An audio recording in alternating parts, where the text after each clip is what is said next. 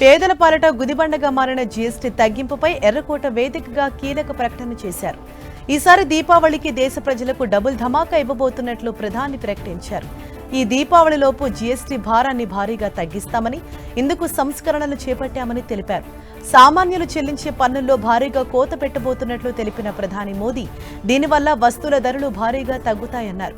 జీఎస్టీలో సవరణ కోసం ఇప్పటికే హైపవర్ కమిటీ ఏర్పాటు చేసి రివ్యూ నిర్వహిస్తున్నామని, కమిటీ రిపోర్ట్ ఆధారంగా జీఎస్టీలో సంస్కరణలు తీసుకొస్తామన్నారు. జీఎస్టీపై రాష్ట్రాలతో చర్చించి మార్పులు చేర్పులు చేస్తున్నామని, జీఎస్టీలో కొత్త రకం సంస్కరణలు ఈ దీపావళిలోపు వస్తాయని తెలిపారు. ప్రధాని మోదీ చెప్పిన సంస్కరణల్లో భాగంగా జీఎస్టీ విధానంలో భారీ మార్పులు వచ్చే అవకాశం ఉంది. ఈ సెప్టెంబర్లో జీఎస్టీ కౌన్సిల్ సమావేశం జరగనుంది.